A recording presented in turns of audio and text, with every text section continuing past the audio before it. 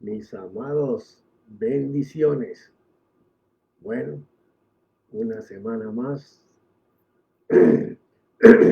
Perdón.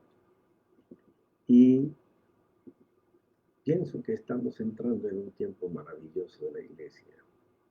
Aunque usted ve la gran opresión que hay afuera. Y como les decía en enero o febrero, que la verdadera pandemia apenas iba a empezar, así lo van a ver todos los países en el mundo entero. El resultado de lo que yo llamé una falsa pandemia. Es un arma provocada para llevar al mundo a una transformación al precio de muchísima gente muerta. Pero es algo que creó el hombre, ya para hacer un cambio. Pero también eso da como resultado que hubo una explosión espiritual. Y eso le va a dar el puente de entrada a la iglesia de Jesucristo, a vivir ese tiempo donde el mundo desea ver la gloria de los hijos de Dios. Y para eso tenemos que tener un cuerpo de Cristo que no tenga manchas y que no tenga arrugas. Si quieres saber qué quiere decir eso, tiene que ir a los capítulos anteriores. Y ese es el tiempo que nos ha tocado vivir, porque para eso es la fe. La fe no es para cuando todo nos sale bien. La fe solamente se usa en los tiempos difíciles, en los tiempos donde el hombre necesita que Dios haga, aunque sea a través de él, pero que se vea que es Dios el que hace. Entonces, en muchos capítulos atrás hablamos del conocimiento de lo que es la fe. Y ahora estamos hablando de la operación de la fe. ¿Por qué razón? Porque cuando una persona va a la universidad, va a aprender cualquier carrera, comienza por el conocimiento. Pero conocimiento sin la práctica de la carrera que está haciendo es un fracaso. Tiene conocimiento, pero que nunca lo ha experimentado, que produzca algo. Igual en la fe. Tú puedes conocer todas las teorías que hablan sobre lo que es la fe, pero enséñame cómo te mueves en ella. Y el Señor Jesucristo, uno de los temas donde mejor plasmado lo dejó es Marcos 11, del 22 al 25, y qué bueno si yo tengo ahí, lo compartimos de los originales, que quería decir, pero pues hoy en día hay muchas versiones que te lo pueden aclarar. Y estamos tomando, para explicarlo, podía haber tomado a Noé, a Abraham, a Isaac, a Jacob, a José, a Moisés, pero el Señor me guió a tomar a David. Y me encantan los libros que hablan del rey David, porque no creo o no leo, se puede decir más claramente, en ninguna de las cartas de los apóstoles quien hable más de la comunión con Dios y de la influencia del Espíritu Santo de Dios para hacer las cosas que no podemos, sino que Dios las puede hacer, que el rey David. Y a través de los años, de toda esta gente que te he mencionado, he aprendido algo por lo cual tuve controversia hace muchos años con quien me pastoreaba y era un maestro en la palabra para su tiempo, de las obras que debe tener la fe. Y he podido mirar a nivel de las escrituras la intervención que hace Dios a través de su fuerza musculosa, poderosa, dentro del ser interior del hombre, fe, llamada fe. como también la parte que tú y yo tenemos que hacer para que esa fe camine.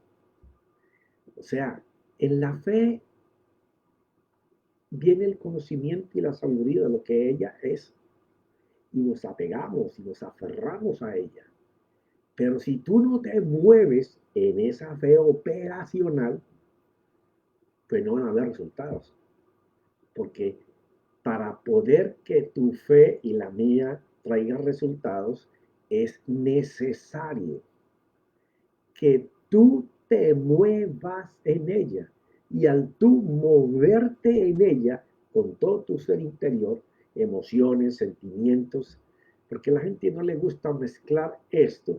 Y yo no entiendo cómo el ser humano se va a poder mover si no utiliza sus emociones y sus sentimientos y sus cinco sentidos para poder caminar a lo que la fe dice. No somos todavía un robot que se le dan órdenes para hacer algo sin que él piense. Somos seres humanos pensantes.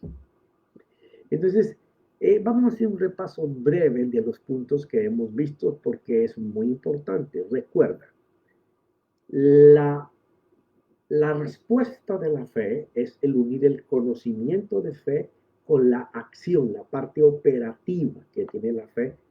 Y esa operación de la fe la hace el ser humano, y yo, el creyente.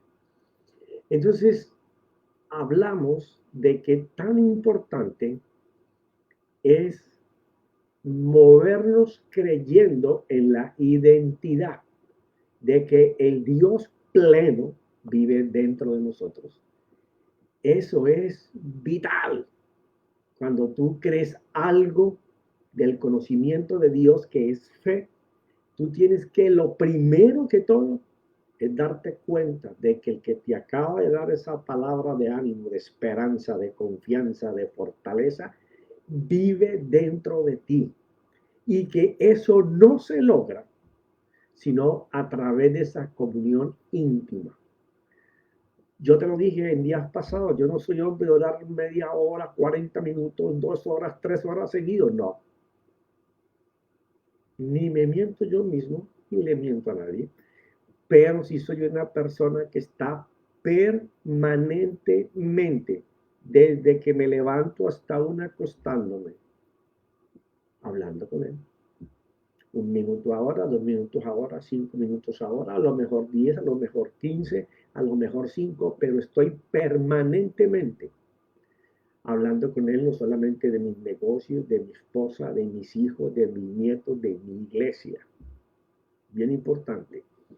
¿Por qué razón? Mira, el domingo pasado, nuestro pastor, Jonathan Agüero, estaba hablando precisamente, con otras palabras, pero de este punto. Estar posesionados en Dios. ¿Por qué razón? Porque si usted cree en sus fuerzas, que es lo que yo le llamo colocar fe sobre fe, o sea, usted coloca la fe en lo que usted sabe. Usted no coloca su fe en Dios. Es ahí donde está una falla cuando nosotros empezamos a querer movernos con fe. No, la fe tiene que empezar por saber que lo que usted escuchó, que recibió de Dios de esperanza, de promesa, de ayuda, que no te va a dejar solo, no es solamente creer esa palabra. Por eso te hablaba en tantos mensajes atrás que es, siendo importante la palabra, es más importante el mensajero, el que la trae. Porque estando con él, la palabra se hace una realidad. Entonces, hablamos sobre este punto extensamente. Después hablamos de que si tú recibes esa palabra y tú estás consciente de que el Dios Todopoderoso que vive dentro de ti es el que te va a ayudar a hacer las cosas que tú no puedes hacer. Por eso es importante el punto 1 para moverse. Saber que Él está conmigo, dentro de mí, por mí, a favor de mí. Me va a dar las fuerzas cuando yo no pueda. Me va a esforzar para que las tenga. Y cuando yo no pueda, Él lo va a hacer.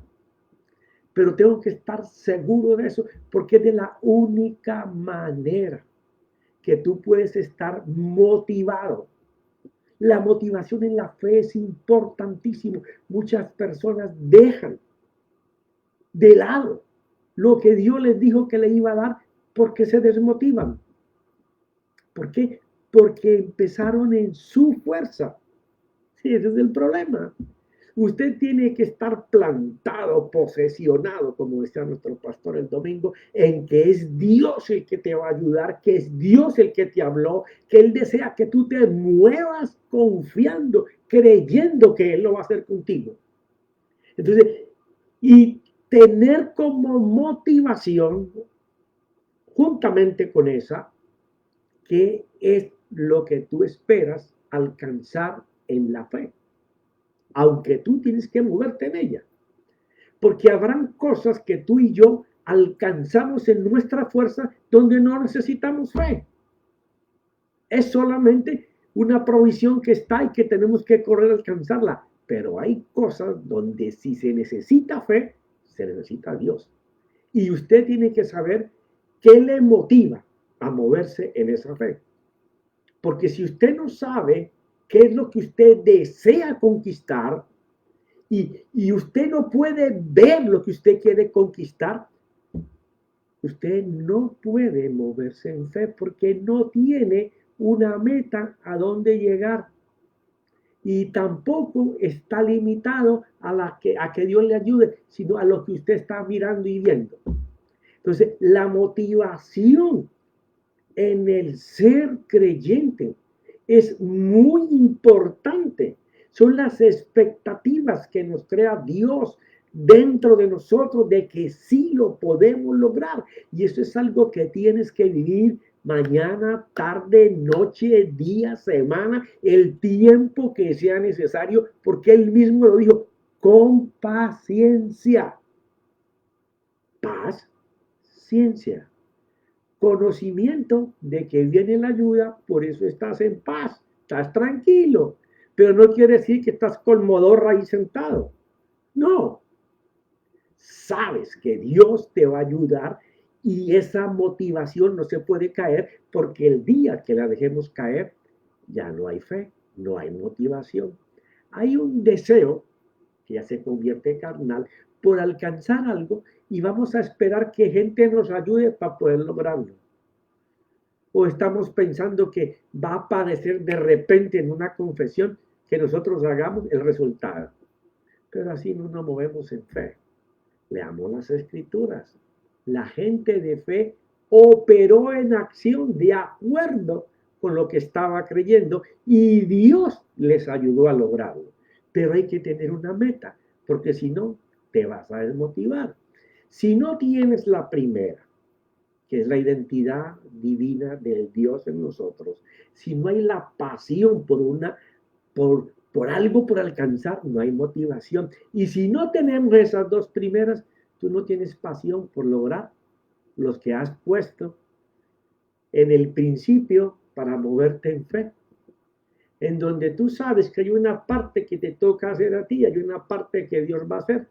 Entonces, como no tienes pasión, se te cae el moco, como decimos vulgarmente, tú no eres de las personas que tiene la capacidad para motivar a tu equipo o a la gente de contactos divinos que Dios te coloca a tu lado para alcanzar las metas. Porque como no hay pasión por ver las cosas, entonces ahora tu ojo se vuelve muy carnal y tu oído también. Y andas mirando es quién quiere hacer diferente a lo que tú tienes y no puedes ver los contactos divinos. ¿Ya? Cuando la pasión puede meter a otra gente a que vean como tú mires, de verdad tú estás apasionado por alcanzar esa meta. Pero si la demás gente no se involucra con esa efervescencia contigo, tú no estás apasionado. Y eso no tiene que ver con que tengas un carácter fuerte, pasivo, balanceado, no. Eso es que tal como un ingeniero que empieza a hacer un edificio y tiene la primera plataforma muy bien y para la segunda ya no vaya al trabajo, ya quiere todo hacerlo por texto, por mensaje, no va a la obra, no supervisa, no revisa. Entonces, la gente que estaba en control, puesto para que le ayudaran, comienza a bajar también las cosas, porque si no está interesado el ingeniero de la obra, nosotros menos. Si de todas maneras nos están pagando hasta que llegue un día en que se cae la obra. Así mismo debe de ser nuestra pasión, tan vibrante, tan constante, permanentemente al ataque, a la cabeza, hacia adelante, que la gente que está con nosotros en cualquier tipo de obra, sea una compañía, sea en tu trabajo, sea en la iglesia, sea en tu casa, ya anime a los demás. Pero si no eres capaz de hacer eso, tú te quedaste en uno de los dos puntos, a lo mejor no llegaste a ninguno. ¿Ya? Yo te lo dije desde el principio, tienes que estudiar las escrituras, ir a ellas y mirar lo que te estoy contando. Lo hemos hablado con escrituras. Ahora vamos a hablar de algo que es antes de que venga la confesión de lo que estamos viendo apasionadamente por conquistar y el beneficio que nos tiene que llegar, que es la visión. Y todo esto, como te lo dije, está en la columna vertebral de la fe, que para mí es Marcos 11 del 22 al 25, y lo puedes mirar en cualquier tipo de escritura si la estás escudriñando y le pides al Espíritu Santo que te muestre en dónde el hombre involucra sus acciones a lo que está creyendo y en dónde Dios tiene sus acciones para ayudar a aquel que está creyendo. No es un rompecabezas, ponlo despacio, repítelo y te vas a dar cuenta de mis palabras. Recuerda, yo no te pastoreo. Yo soy un profeta que Dios usa para este tiempo, igual que hay miles en todo el mundo, a lo mejor con temas parecidos o muy diferentes, pero a mí me están llamando a que explique la operación de la fe para poder que entremos a los cuatro jinetes, porque vamos a destapar a la luz de las escrituras en qué momento estamos y qué dijo el Señor Jesús de este tiempo y qué va a hacer su iglesia. Porque esto es lo más maravilloso.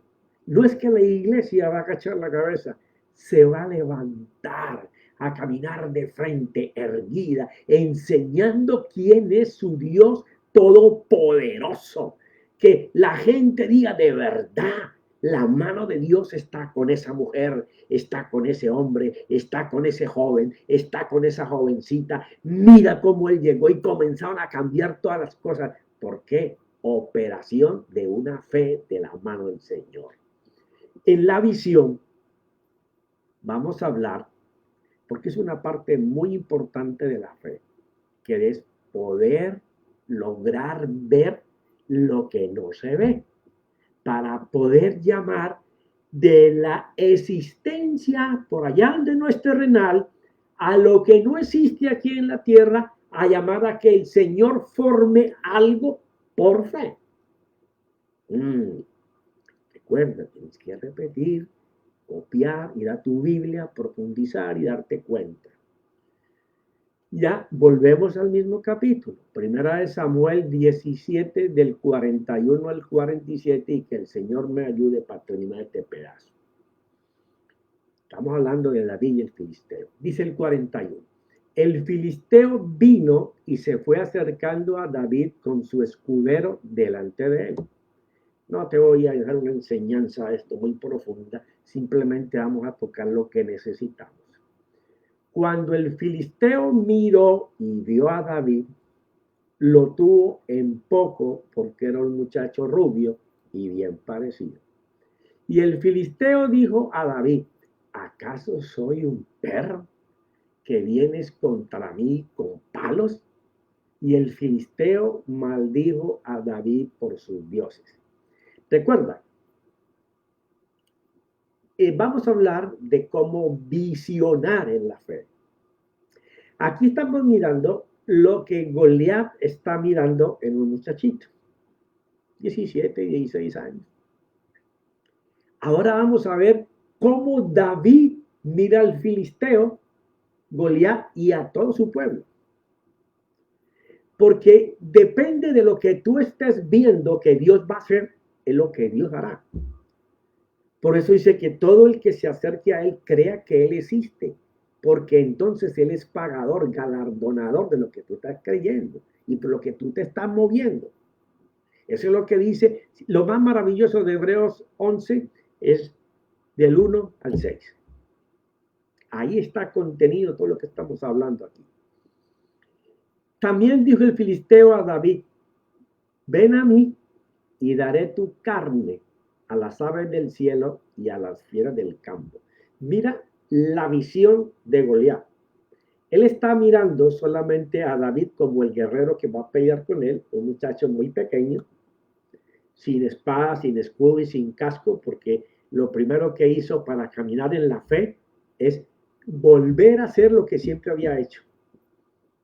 No montarse en nada que el hombre tiene para ir a pelear, sino que lo hizo como él se había movido antes en fe y como había visto que Dios le había ayudado.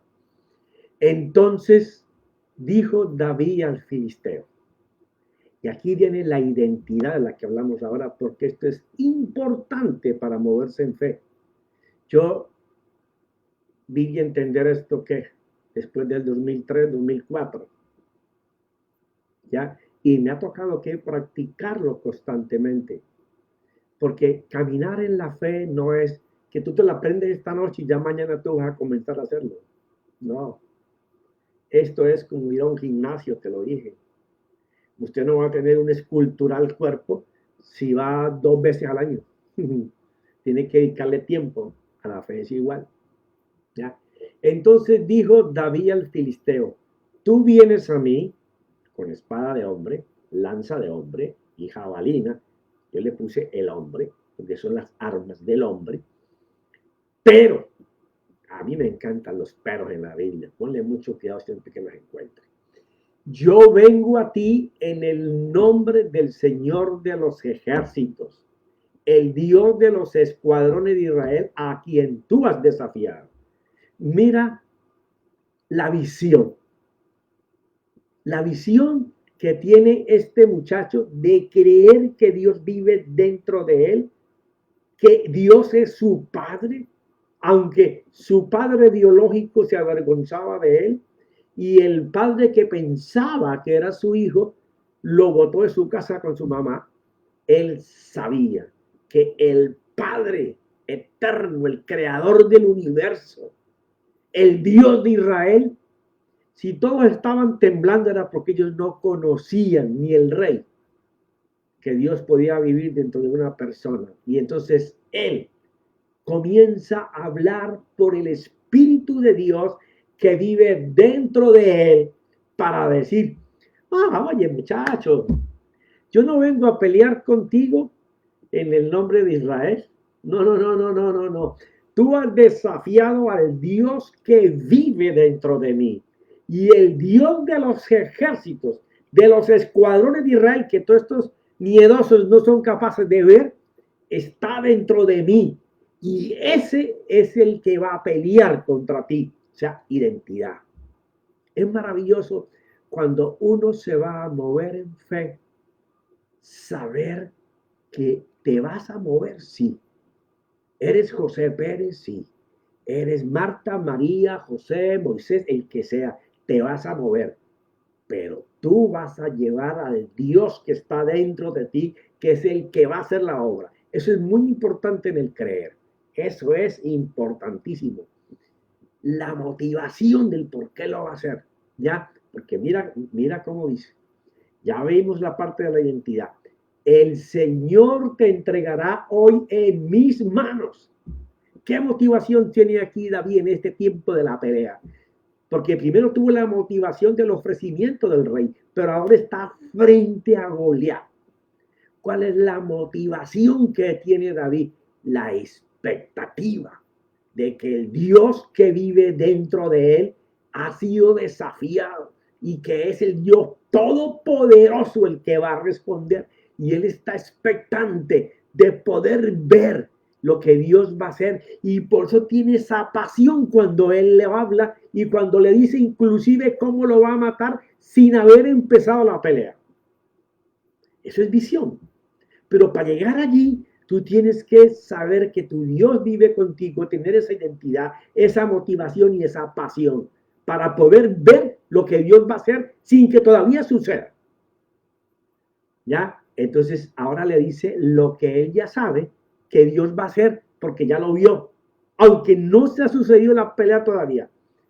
El Señor te entregará hoy en mis manos y yo te derribaré. Ya él vio cómo Dios le va a ayudar y va a ver cómo con su onda y su piedra lo va a tumbar al piso. Y entonces le agrega, porque él no tenía espada, y yo te voy a cortar la cabeza cuando tú caigas, porque te derribaré con mi onda y con mi piedra, porque Dios estará en la onda y Dios estará en la piedra y es el Dios todopoderoso. Y cuando yo te pegue esa pedrada en la frente, porque es el único lugar que tenés destapado, voy a quitarte la espada esa. No sé si la pueda levantar, pero cuando yo la levante en la fuerza del Señor, ella va a caer sobre tu cuello y te voy a cortar tu cabeza. O sea, todo esto lo está viendo David después de él estar creyendo de la identidad que tiene de Dios, está motivado, tiene expectativa por esa pelea y le habla ahora con la pasión de lo que está viendo. Y le aumenta. Y daré hoy los cadáveres del ejército de los filisteos.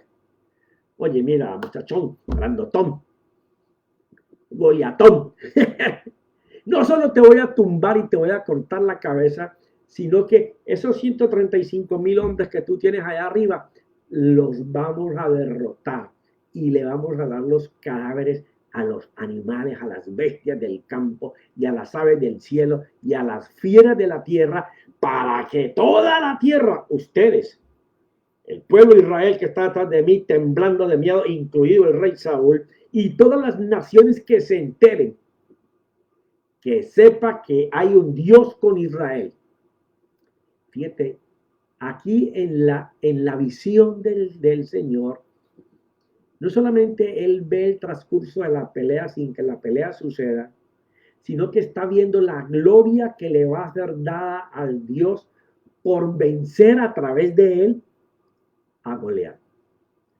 Y para que sepa toda esta asamblea que el Señor no libra ni con espada ni con lanza, porque la batalla es del Señor.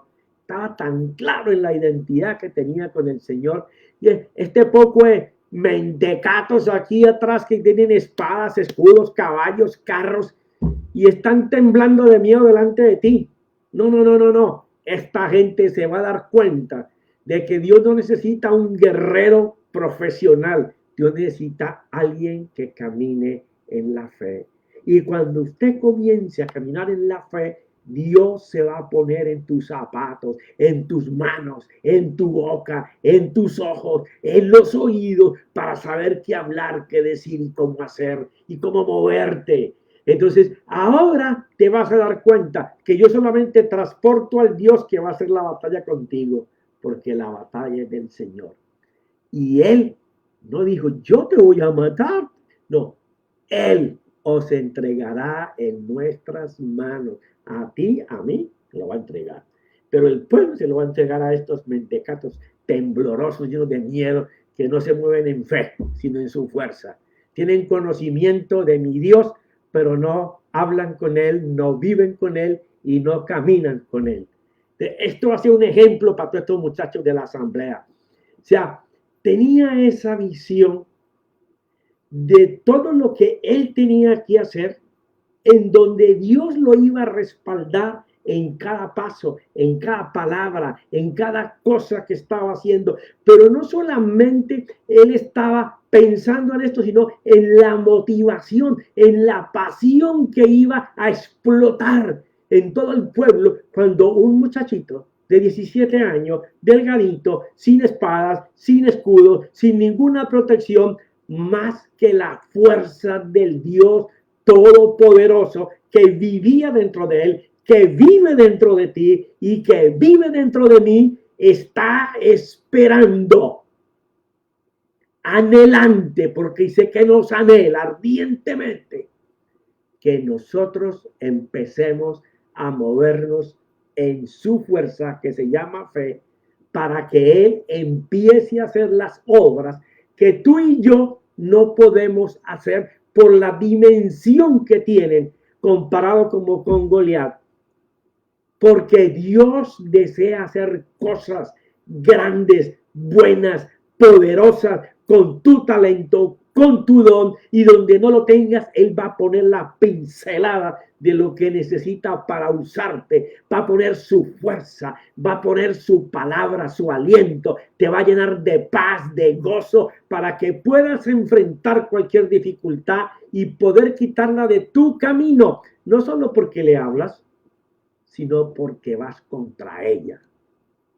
Al enemigo no se le puede solo hablar.